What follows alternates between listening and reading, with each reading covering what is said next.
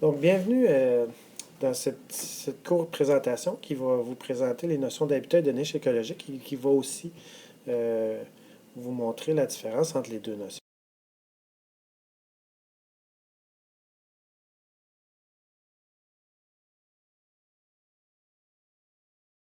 Alors, un habitat, ben, c'est un endroit dans lequel une espèce donnée trouve les conditions nécessaires pour combler ses besoins de manière optimale. Si je prends ici, j'ai mis un exemple, le grand héron.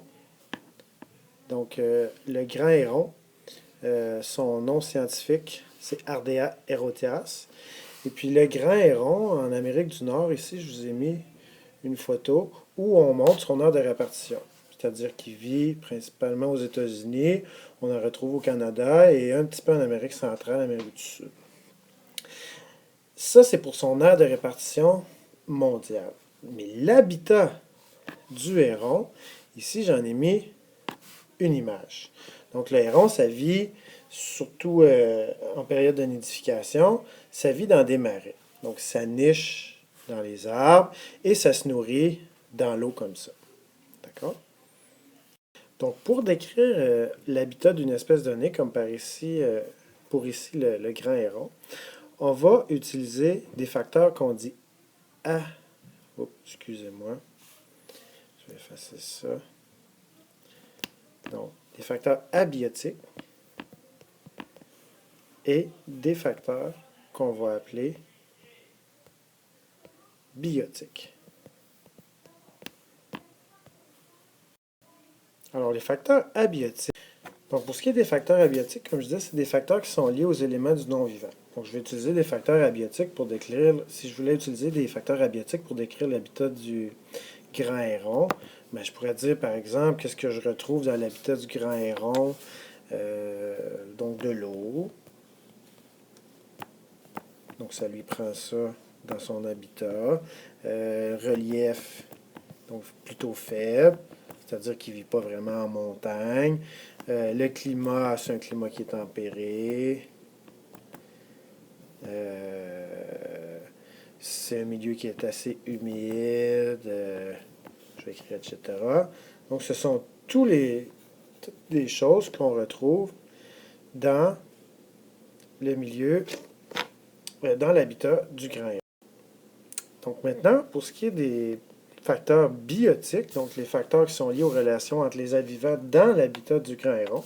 Qu'est-ce que je vois de vivant dans l'habitat du grand héron? C'est sûr qu'il y a des petits poissons,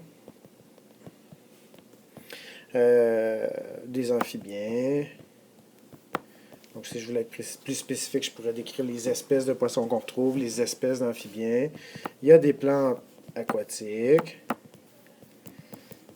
des algues, des arbres vivants et morts. Euh, je pourrais ajouter parfois il y a des castors, des mollusques, etc. Voilà. Donc, en résumé, si je voulais décrire l'habitat du grand héron, ben, le grand héron il vit dans un habitat qui comprend de l'eau, dont le relief est assez faible, dans un climat tempéré, un habitat assez humide, qui contient des petits poissons, par exemple des petites truites mouchetées, des ménés, amphibiens, grenouilles vertes, grenouilles léopards, des plantes aquatiques, donc des nénuphars, des algues. Il y a des arbres vivants et morts, des sapins, des épinettes. Il y a présence souvent de castors, ça pourrait ajouter les loutres, des mollusques, des choses comme ça. Donc ça, c'est l'habitat du grand héron.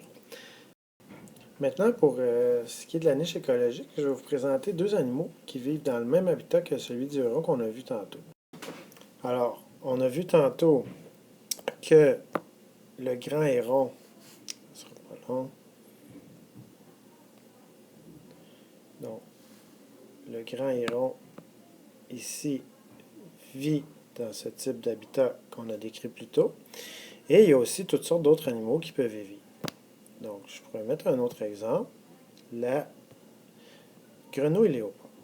Donc, les deux vivent dans cet habitat-là qui est un marais. Donc, la description du marais serait la même dans le cas des deux espèces. Mais il est important de comprendre que les deux animaux n'occupent pas la même niche écologique dans cet territoire. Alors, pour décrire une niche écologique, on va utiliser trois caractéristiques. Donc, la première caractéristique, ça va être les lieux occupés. La deuxième, c'est le régime alimentaire de l'espèce qui y vit. Et la troisième caractéristique, c'est la période d'activité.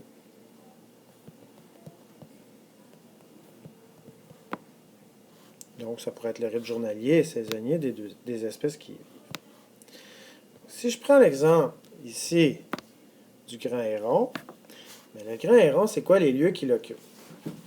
Bon, en période de nidification, le grand héron, il niche dans les arbres et il se nourrit dans l'eau.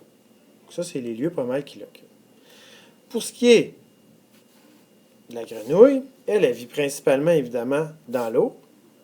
Et parfois, elle sort de l'eau, elle s'en va en forêt, elle peut aller même à plusieurs mètres, ça peut aller même à des kilomètres à l'extérieur. Donc, on voit ici que les lieux occupés par le grand héron, dans cet habitat-là, ne sont pas les mêmes que ceux occupés par la grenouille léopard. Première chose, dans la description de la niche des deux animaux. Ensuite, pour le régime alimentaire, donc, qu'est-ce que ça mange un grand héron? Un grand héron, ça va manger principalement des petits poissons, aussi parfois des mollusques. Alors que la grenouille léopard, elle, ce qu'elle mange, c'est principalement des insectes. Donc, deuxième constatation, les deux espèces, le grand héron et la grenouille léopard, ne s'alimentent pas des mêmes choses. Troisième caractéristique de la niche écologique, la période d'activité.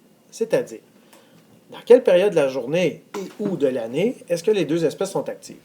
On sait que le grand héron, c'est un animal principalement diurne, donc il va être actif surtout le jour, alors que la grenouille léopard, elle est active en période de reproduction et surtout active la nuit, et ailleurs, dans d'autres périodes, elle va être active le jour.